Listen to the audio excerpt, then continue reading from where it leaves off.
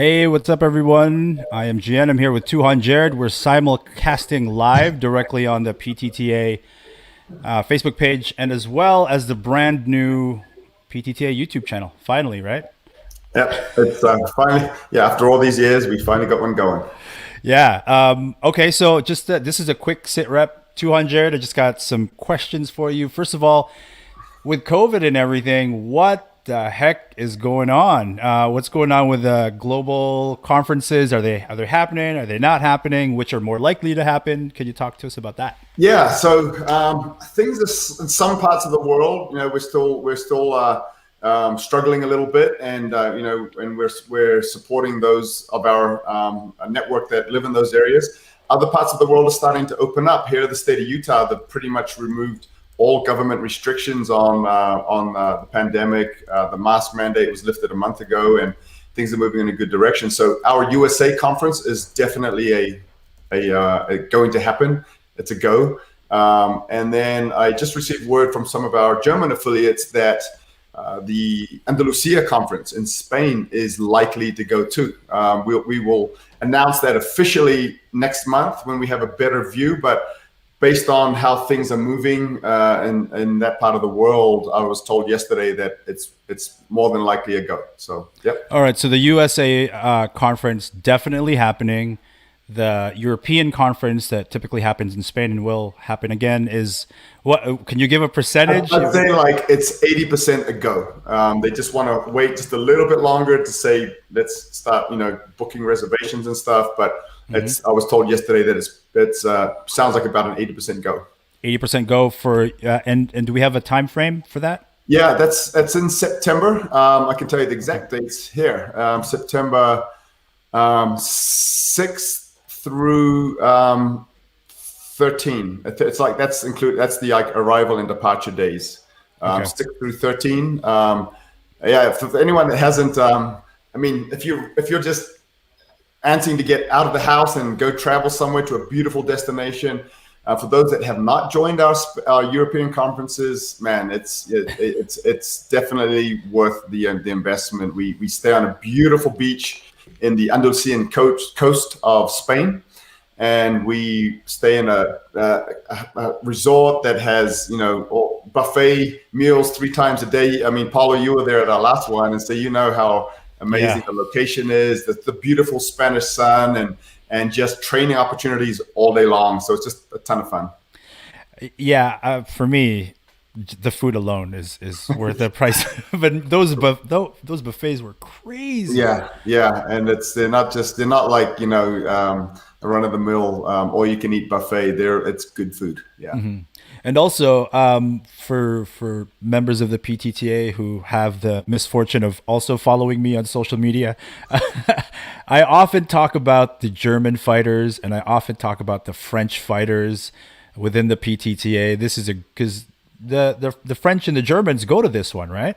Yeah, so it's actually organized and administered by PTTA Germany, and historically we've done I think 5 of these every 2 years since 2010, and I'd say 80 to 90% of the attendees are from Germany, and we're starting to attract more as we kind of market it more. So last time we had a bunch of guys from France. We got some local Spaniards come in. We had a couple people from the States and Canada, so Belgium. So people are starting to trickle in. The idea is to get anyone and everyone that can make it there. But historically, it's been organized and primarily attended by our German contingent. Right on. And again, just for clarification, because I do love to spar and I love sparring the Germans and the French. It's not like you have to or anything. You can kind of make this a mix between continuing your training within the PTTA, but also what an awesome vacation destination Andalusia is. Yeah, it is. Yeah, it's definitely we've had it there 3 times straight, and everyone enjoys it so much. Everyone's just happy to come back to the same location. The first 2 were in different locations in the island of Mallorca, and different areas in the island of Mallorca and the Mediterranean. And it was beautiful there, but we found that the beaches were a little smaller and more crowded to find spaces to train. So Andalusia has these big, beautiful beaches, lots of space to train. There we go. All right, so we're all caught up. on the SITREP with the PTTA Global Conference. Oh wait, Philippines. What's happening with that? Yeah, so Philippines is on the calendar. We just again, it's things. The outlook isn't is a little pessimistic with regards to whether things will be open by then. But we do have on the calendar November. Looks like it's around the weekend, the last week of November, going into December. Okay, so it's around the 27th, 28th, kind of around that weekend of November. So it's going into the first week of December there, and that's when we've got that one scheduled. And Okay.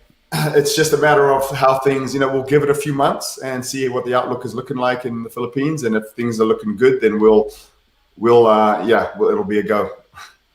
Hey Jared, can you see the comments there? I'm kind I of see that one. Yeah, looking bypassing forward them. to Salt Lake City in August. Yeah, it's going to be amazing. I just yesterday booked a nice pavilion up in the mountain, up in one of the canyons, and I booked early this time. Every time I try and book one of those pavilions, they're always full because of everyone having parties in the summer and stuff. But great pavilion with a barbecue, big grassy area for training, and so. It's if you haven't been out to the Utah for our USA conference, it's definitely going to be. It's always a great event. Yeah, those American fighters too. I don't want to neglect them. They're awesome. We got some great bunch of guys. It's just an amazing community. And Caesar, buenos tardes. Oh, you got some guys in Peru. Awesome. Greece. Hey, George, I don't know any words in Greece, but I'll say hello.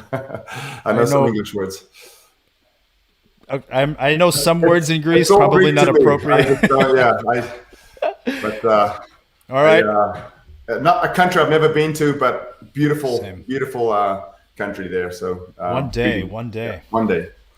All right, Tuhon, we're moving forward here. I just wrote Tomahawk here, and I was thinking of Lamont, and I was thinking also there are some Tomahawks. You sure you weren't thinking of Enos? Enos. I should be thinking of Enos. Shout out Enos Warrior Sage as well. But Tomahawk. There's you're pushing a Tomahawk product, I believe, on Aperture, but also questions about is Tomahawk training really part of Filipino martial arts? Yeah. Talk to us. Yeah, no. SITREP us on Tomahawk. Absolutely. Thing about Filipino martial arts, and I'm going to speak more specific because I can't speak for all Filipino martial arts, but a lot of them have these common themes. So with regards to Pikiri Toshikali, the art is designed to be quite. It's not always necessarily weapon specific. So the tactics and techniques can be applied to any weapon. The Tomahawk being a great weapon because it has the capacity to have edged and impact properties on it, and it can be longer or shorter. You got different lengths within a Tomahawk, but it's one of the best close quarter fighting tools. I wrote an article about Tomahawks for Recall magazine several years ago, talking about some of the cultures that adapted that type of weapon and the reasons why it's such a versatile weapon, everyday a utility tool. What we call it is Tomahawk fighting the Pikiri method or the Pikiri way, because we apply our tactics to utilizing a tool that such as the Tomahawk. Awesome. And I do believe Mandala, I think it's Mandala Lamont Glass has a subsection in Pikiri University all about the Tomahawk, and that was that was some content that I picked up on at the last USA conference. Amazing material there. Yeah, it's awesome. Yeah, that's it's like I said, when you start applying Pikiri tactics to a tool like the Tomahawk, it's just mind-blowing, the versatility of that type of weapon. Right on. All right, let's move forward. Defcon Knives. You have a partnership or strategic collaboration with Defcon Knives. Yes. Why? Yeah, so we've got we have some exclusive blades that are coming out with Defcon. And just give you a background. The product, the manager of I guess you could call the president of Defcon Knives, she worked with me when she was working with Browning, and so if some of you will be familiar with the Vanquish knife, that was a collaboration essentially between me and Diane, the manager there, and we kind of created and launched that knife, and we've got a similar knife that is coming out soon. And there's other knives that Defcon 5 has that we actually have at the Aperture Fight Focus store that are knives that I really like and I'm a believer in. Price point is something to be considered here, right? These aren't your $1,000 Correct. knives. Yeah, no, these are the type of knives, same like I was very familiar with this, what we call price point knives that are, people that are looking for, not everyone wants to spend a couple $100 on a knife. A lot of people want to find something that it's functional, but it's affordable. I personally, I've lost knives. I've had knives confiscated in my travels by accidentally leaving them in a bag. Unfortunately, I can at least twice where they were like $200+ knives that I had confiscated and going through security in different parts of the world. And so I like a good functional price point knife that I'm not going to lose sleep over if I have to ditch it at a security checkpoint or something like that. Yeah, I know some operators refer to these as throwaway knives, and it doesn't sound right because it makes it seem like it's like disposable, almost but it's a good throwaway functional knife. But like I said, it's something that. Oh, we have a frozen Tuhon, everybody. Hey, if you guys can still hear me, if the feed is still live and it's just Tuhon Jared. In a bind. Oh, am I back? There we go. Okay. You're back. You're back. I don't know awesome. What that was. So awesome. So what were you saying, Jared? Also, I mean, these price point knives are, they're good. What you're looking for is a good, functional knife made of good material. It might not be, like I said, material that's going to cost you a couple $100, but good and fun. Some people overbuy, and I understand that. Some people they never use the knife to the capacity of the steel that they've invested in, and that's very, very common. But a lot of people are just looking for a functional knife that's a good design, and like I said, they're not going to lose sleep over if they have to, if it gets confiscated at a checkpoint or if they lose it or something like that. Right. So yeah. Reminds me, it's like having a Lamborghini in Manila. Like you're never gonna use what that Lamborghini, other than it looks nice. Yeah. You're not gonna push it. No. JTR website for the knives. ApertureFightFocused.com. So I don't know if we can post that somewhere, but it's ApertureFightFocused.com. We'll put it up in the description. Let's move forward. What do you eat for breakfast? I am not a big breakfast eater. I'll actually drink some BCAAs. For those of you that are familiar with the supplements, it's like a branched chain amino acid drink. It's basically, and then a little bit of protein. I think I'm too old to process a lot of protein. It turns into fat if I drink too much protein. So just a small protein and a little bit of BCAA, and that's my morning. I'm not a big breakfast eater personally. Wait, protein turns into fat? I didn't. If you over your body can only process so much protein, and so it's either kind of leaving the body or it's turning into but it's not going into where you want it to go. So all right, or for cheat days, what do you like to treat yourself? Like, what do you eat in Utah that's like, forget about fitness, all of that stuff. Like, what do you go for to I want to just sink into this meal? I like, thankfully we've had a couple of good Korean barbecue places open up in the last few weeks. So, and the nice thing about Korean barbecue is you can still stick to a high protein, low carb, approach, but usually end up overeating in the protein department. But it's still not as bad as it could be. So, Korean barbecue, we've got a few Brazilian steakhouses, Churrascaria steakhouses. Okay. And again, same thing. You can overeat without, indulging in too much in the carbs. But down the road here, we've got a pizza place that makes Brazilian pizza, and so that's one of my guilty pleasures too. I think I had that last time with the Tricom master instructors there. Yeah. Yeah, you were here, right? Well, you were here when we went there, right? Yeah. And there was also like chocolate pizza. Chocolate pizzas and banana with condensed milk and cinnamon and stuff like that. So. Yeah, on the pizza. I'm happy to hear Korean. So recently, Korean barbecue places opened up in Salt Lake. Good ones, yeah. We didn't have them until about 2-3 years ago. One opened up and it was literally packed. You'd have to wait forever to get in, and a few more popped up in the area because they saw, I guess, how successful that Utahns do like Korean barbecue, and so we have a few good ones in town now. Yeah. Okay, well, I think maybe you've answered my next question, which, by the way, we have two more. Which country do you enjoy doing seminars the most, purely based on the food? I'm actually going back to what we were just discussing, but South Korea. I have to say, my two favorite countries for cuisine, and I don't want to offend any of the other countries I go to because I love food, and every country I go into has great food, and it's like every time I go to a country, it's like, let's eat that because I miss it, Yeah. But my two favorite places for food are South Korea and Brazil. Yeah. Okay. Yeah, those are my go-tos for. I mean, and my home country of New Zealand is not on that list. I love the food in New Zealand, but at my age, it doesn't always meet my diet.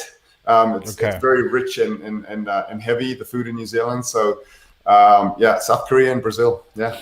Right on. Well, I think you're going to have community members who host your seminars who are going to try to change your mind. Yeah, change my mind on that, guys. I dare you. I dare you. All right, you heard it here.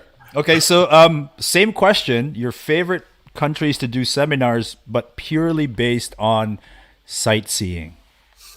Geez, again, I've got an answer to that, but I mean, every country I go into, I like to learn about the culture, right? So I like to look at, religious symbols. I like to look at museums. I like to look at, historic sites. But on sightseeing, I really enjoy Europe, because there's just, like I said, all the countries you go into, there's such deep and rich history and a lot of architecture you can look at in the different countries in Europe.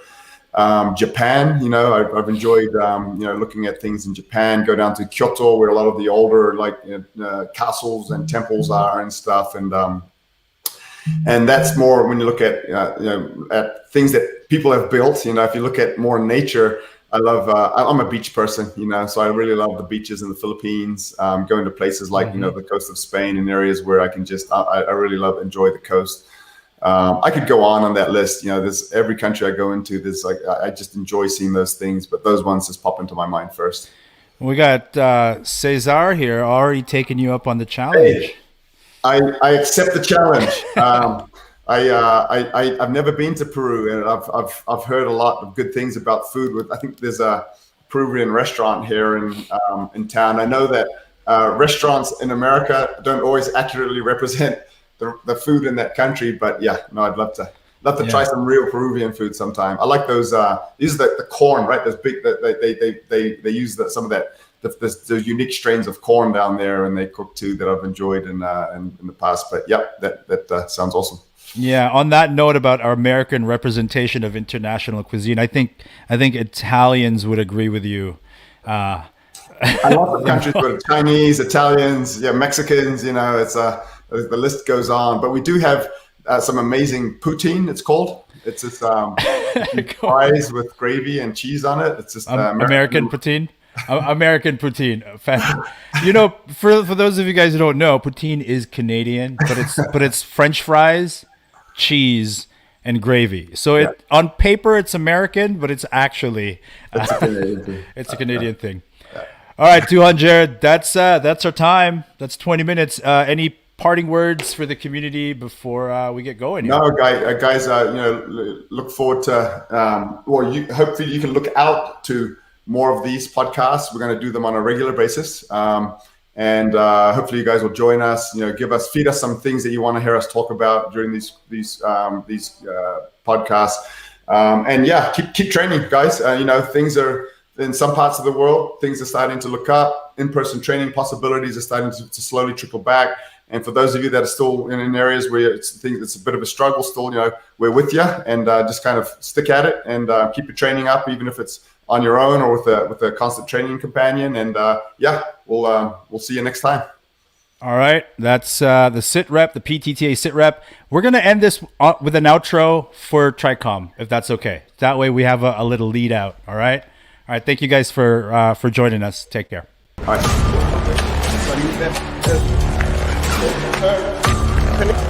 like that. Here. Right there. Down. Step down. Full time out. Push him to his head. Run. Switch. Hit. And the back.